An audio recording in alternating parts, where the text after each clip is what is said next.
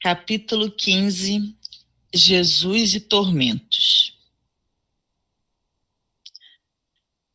Genericamente, o homem tem sido considerado como uma massa física e mental ainda incompleta que demanda o túmulo e ali se consome. As religiões reportam-se à alma com um destino adrede fixado para o futuro, repousando na ociosidade ou padecendo na punição intérmina. O mundo é, para os primeiros, um lugar de prazeres imediatos, com a inevitável presença do sofrimento, que faz parte da sua imperfeição. Para os segundos, é vale de lágrimas ou lugar de degredo. De um lado, a simplista informação do nada após a morte. Do outro, a fatalidade pré-estabelecida, violando os códigos do querer, do lutar, do vencer. Uma e outra corrente de pensamento conduz inevitavelmente aos tormentos. Aqui, o gozo até a lassidão dos sentidos, e ali a amargura frustrante, a castração da alegria e mecanismos de evasão da realidade. Fundamentados nessas propostas, surgem aqueles que vivem para fruir e os que se recusam à satisfação. Jesus foi o protótipo da felicidade. Amava a natureza, os homens, os labores simples com os quais teceu as suas maravilhosas parábolas. Não condenava as condições terrenas, não as exaltava. Na posição de mestre, ensinava como se devia utilizá-las, respeitando-as, com elas gerando alegria entre todos, abençoando-as. Como médico das almas, propunha vivê-las sem pertencer-lhes, assinalando metas mais elevadas que deveriam ser conquistadas com esforço pessoal. Os tormentos humanos procedem da consciência de culpa de cada criatura. Originário de outras existências corporais, o espírito herda as suas ações que ressurgem em forma de efeitos. Quando aquelas forem saudáveis, estes se lhe fazem benfazejos. O universo é igualmente verdadeiro. Dos profundos arcanos da individualidade surgem as matrizes das aflições que se lhe estabelecerão no ser como processos depuradores, facilitando a instalação das enfermidades, dos tormentos, das insatisfações. Da mesma forma, criam-se-lhes as condições favoráveis para a existência fácil ou árdua no lar caracterizado por problemas socioeconômicos e morais, ou enriquecido de amor e recursos que lhe favorecem a jornada. No ser profundo, imortal, encontram-se as raízes dos fenômenos que agora lhe repontam sobre o solo da organização carnal. Os teus tormentos atuais são tormentos que engendrastes em vidas passadas. Atormentaste com impiedade e agora sofres sem conforto. Afligiste sem misericórdia e ora padeces sem afeição. Inquietaste com perversidade e hoje te perturbas sem consolo. O teu íntimo é um caldeirão fervente. Os conflitos se sucedem e sais de um para o outro desespero. Tens dificuldade em exteriorizá-lo, verbalizá-lo, aliviando-te. Fobias, complexos, recalques dominam-te a paisagem mental e te sentes um fracassado. Retempera o ânimo, porém, e sai do refúgio dos teus tormentos para a luz clara da razão. Ninguém está na terra fadado ao sofrimento, aos conflitos destruidores. Todos retornam ao mundo para aprender, recuperar-se e reconstruir. Na ausência do amor-ação, aparece-lhes a dor-renovação. Assim, dispõe-te a paz, a libertação dos tormentos e lograrás alcançá-las. No inovidável reencontro de Jesus com a mulher de vida libertina, que lhe lavou os pés com unguento de lágrimas, enxugando-os com seus cabelos, temos a psicoterapia para todos os tormentos. Disse ele ao anfitrião que o censurava mentalmente por aceitar a atitude da pobre atormentada. Ela muito amou e por isso os seus pecados lhe serão perdoados. Fitando-a com ternura e afeição, recomendou-lhe: vai-te em paz, a tua fé te salvou. O amor que se converte em reparação de erros é a eficiente medicação moral para todas as chagas do corpo, da mente e da alma. Ama e tranquiliza-te, deixando os teus tormentos no passado e ressuscitando dos escombros, ressurge feliz para a reconstrução sadia da tua vida.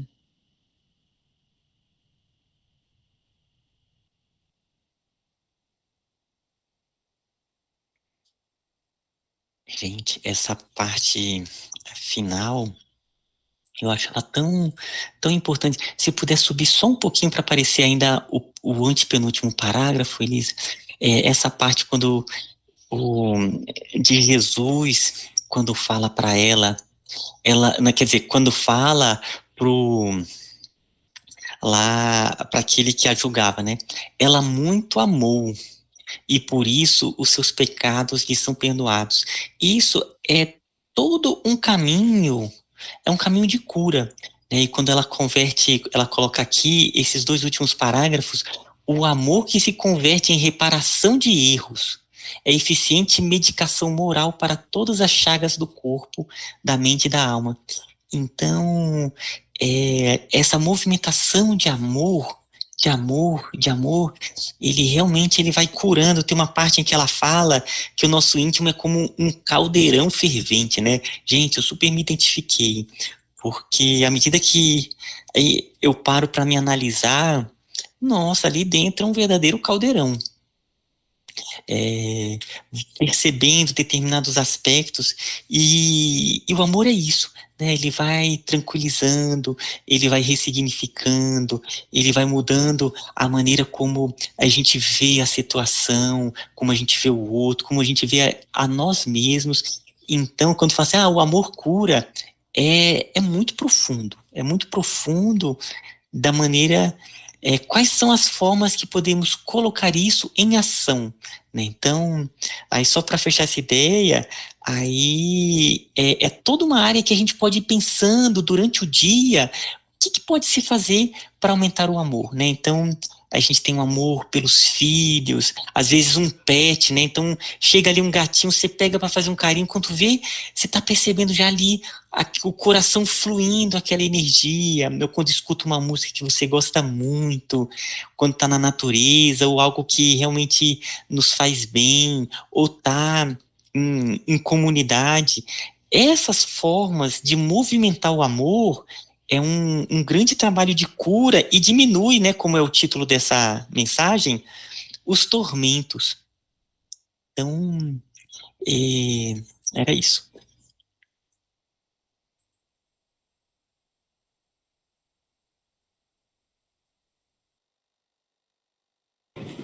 Esses exemplos que você deu, Ismael, são tão simples, né? Mas, de fato, assim, para mim são muito reais mesmo, né? De movimento de amor, de alegria, né? Eu tive no sábado num passeio com um grupo de pessoas de terreiro e como foi legal, sabe? Dentro dessa perspectiva do amor, assim, ver pulsando e também estar contribuindo com essa pulsação e recebendo. Isso me trouxe um bem-estar e uma liberação energética de densidades que eu, né, dentro do meu contexto, eu vou acumulando no dia a dia. E acho até que a gente, às vezes, não tem consciência desses acúmulos, né? E estar nesse grupo, nesse movimento, assim, ligado à natureza, foi muito libertador.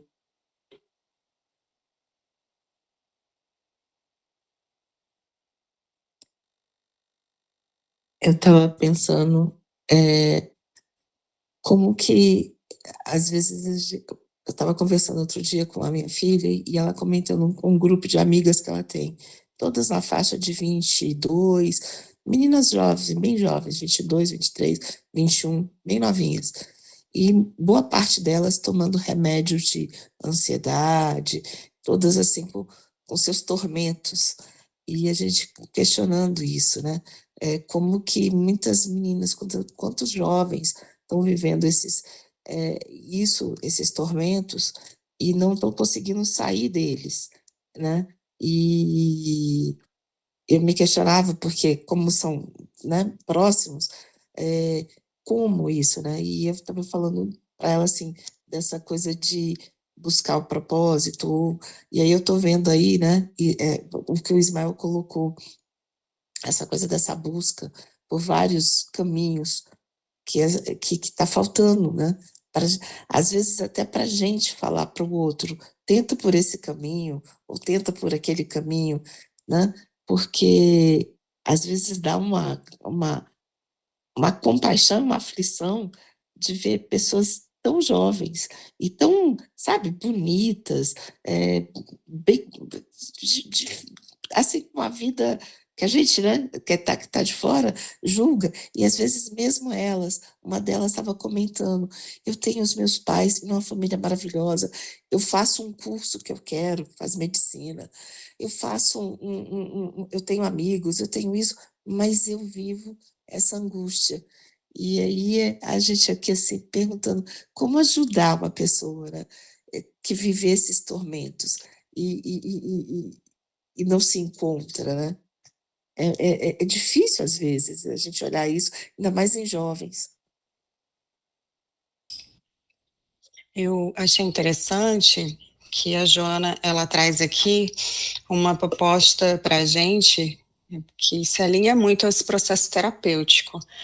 Ela fala, os conflitos se sucedem e sais de um para outro desespero.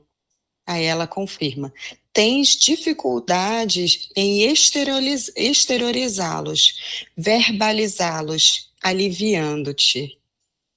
Fobias, complexos, recalques dominam-te a paisagem mental e te sentes um fracassado. Esse processo da gente vivenciar e exteriorizar, claro, num lugar seguro, com alguém que tenha a capacidade de nos ouvir, ajuda muito a gente encontrar quem a gente é. Muitas vezes a gente fica preso nessa imagem que a gente cria para os outros, para a sociedade, para a família, e dentro da gente há inúmeros tormentos, recalques, frustrações, que a gente não tem coragem de dizer. E isso vai crescendo dentro da gente. Eu lembro o meu filho na adolescência, começando a lidar, né, com os conflitos de escola, de cobrança, e aí eu consegui que ele conversasse com uma psicóloga. E ela foi muito bacana, porque ela falou para ele que se ele desde cedo adquire a capacidade de falar o que incomoda ele de verdade, aprender a lidar com esses conflitos, isso ajudaria a ter uma vida adulta mais saudável. E foi bem interessante que, de alguma forma, isso impactou, não que ele esteja o falador, não que ele... mas ele começou a se perceber, porque muitas vezes a gente não quer lidar com quem a gente é, porque às vezes é isso. Às vezes a gente tem um trabalho ótimo, que a gente devia agradecer, mas tem alguma coisa ali que não bate, a gente não sabe nem o que é. Então, quando a gente entra nesse processo de aceitar as nossas sombras, as nossas dificuldades, as nossas frustrações, a gente também começa a acessar um lado da gente que muitas vezes a gente não quer olhar para ele. Esse lugar que não é tão bonito, que não é tão legal e que é nosso. E aí isso vai crescendo numa angústia, num sofrimento que muitas vezes eles são internos. E eu achei bonito porque ela traz essa situação dizendo que para a gente retemperar o ânimo, porém, e sai do refúgio dos teus tormentos para a luz clara da razão. E muitas vezes a gente só encontra, né, essa passagem, essa saída, quando a gente tem essa coragem de olhar, de dialogar com esse lugar, e aí a gente vai vendo e iluminando esse espaço.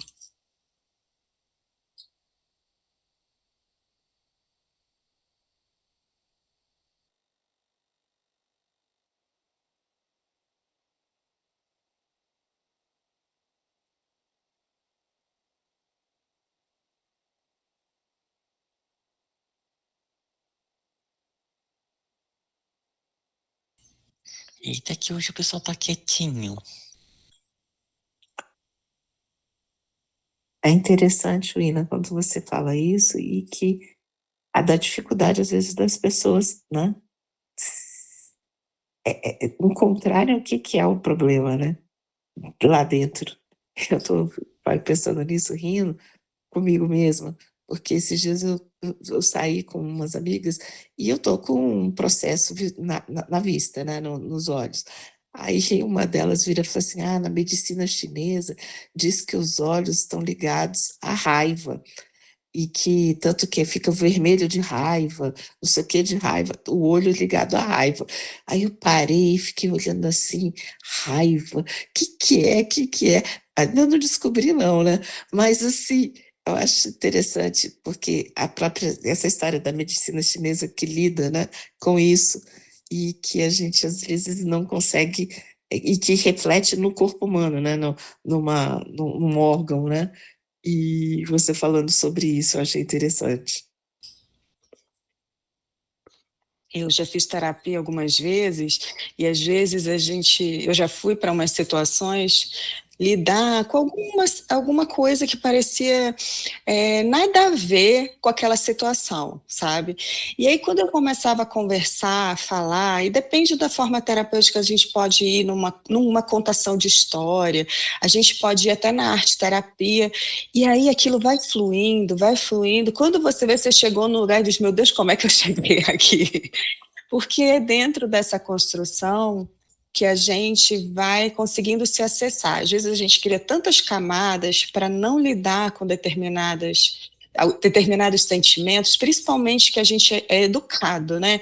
Que ter raiva é feio, ter medo é ruim. Então a gente vai reprimindo, a gente vai deixando de lado muitos dos sentimentos, dos tormentos que a gente tem, porque eles não são adequados, eles não são bonitinhos. Então, para chegar, às vezes, a esse lugar, precisa tirar muitas camadas. E aí é isso, a gente vai buscando formas de acessar. E aí, assim, há infinitas técnicas. Aí a gente precisa encontrar qual a gente se identifica. Às vezes a pessoa não gosta muito de falar, ela pode tentar uma arte terapia para começar, entende? Uma dança, tem muito biodança, também às vezes ajuda a ir liberando o corpo, e durante o processo vem algumas imagens, reflexões, enfim. São lugares para a gente, se a gente começa a olhar, eu sempre acredito que a divindade, ela nos ajuda a encontrar o nosso caminho, que é individual, é de cada um.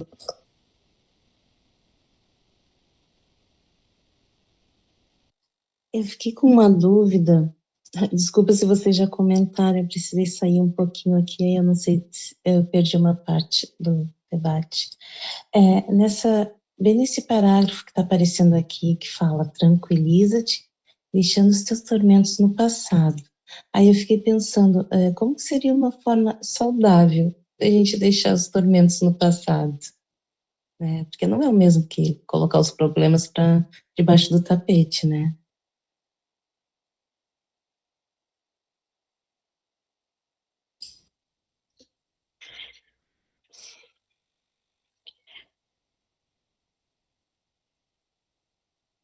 Aqui, nesse capítulo, ela traz o convite para a gente trabalhar o que ela chama de amor-ação. Que ela fala que todos retornam ao mundo para aprender, recuperar-se, reconstruir. Na ausência do amor-ação, aparece-lhes a dor-renovação. Assim, dispõe-te a paz. a liberação dos tormentos e lograrás alcançá-lo. Então, ela nos convida a se dispor a isso. Então, pelo que eu percebo, ela está convidando a um processo de olhar para isso. Quando a gente se dispõe, né, a buscar esse lugar, a gente começa a fazer uma caminhada de olhar para os tormentos com um novo olhar. Como ela fala aqui, os tormentos humanos procedem da consciência de culpa. Então, muitas vezes, a gente começa a mudar o olhar em relação a determinadas situações, não mais com olhar de culpa, percebendo aquilo como um aprendizado, dizendo, errei, mas eu posso seguir adiante. Então, são propostas, né, de se olhar. Então, aqui, pelo que eu percebo, ela nos faz o convite para se dispor a libertar, a se liberar desses tormentos e fazer essa caminhada rumo à paz.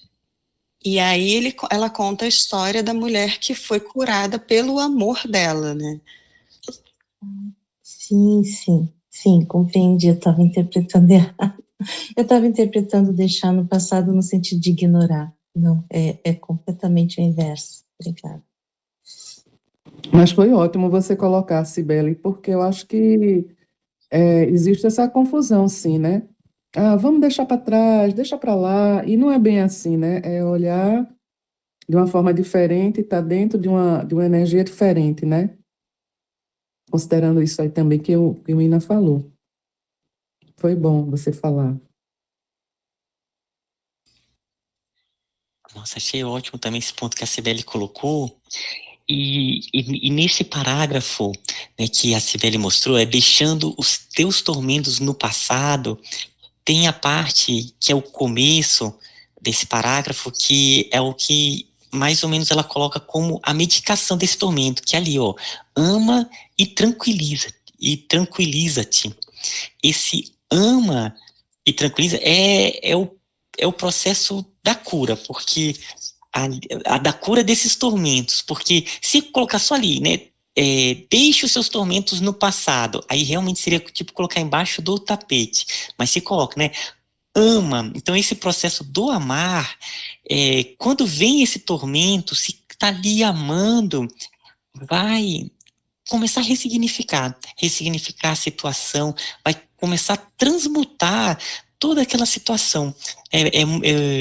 É bem próximo quando a gente vê, quando às vezes a gente vai relembrando aquelas brigas de infância com determinados amigos, ou com o irmão, com a irmã. Agora a gente olha assim e a gente vê aquilo de uma maneira tão leve, coisa de criança, que era uma fase nossa, porque acabou que a gente já amadureceu. Então, o processo do amar, quando vier essas lembranças, elas vão acabar ficando no passado mesmo, porque ela vai estar de tal maneira ressignificada e transmutada com essa nova natureza de amor, de compreensão, que acaba que vai ficando no passado mesmo tranquilamente, igual fica com a gente. Várias situações ligadas ali à nossa infância, aquelas briguinhas de infância, sabe? Então, eu acho que essas duas palavras aqui, o ama e tranquiliza-te, é o próprio caminho para esse processo, né? E aí ela até continua ali, né? Ressuscitando dos escombros, ressurge feliz. Então é bem a questão mesmo dessa transmutação, né? Mas pelo amor que ela fala lá, né? O amor-ação, que por sinal eu gostei muito, amor-ação, dor, renovação, que a Jona usa.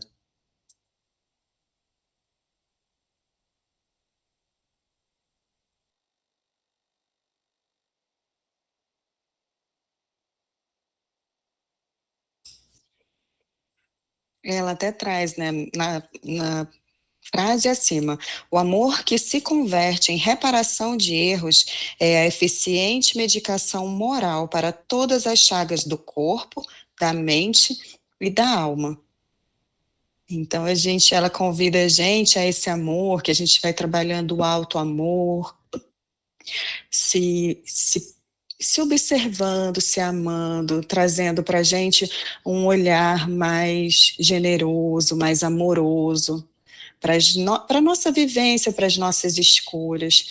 E aí a gente amadurece esse olhar em relação a gente começa a olhar o próximo também.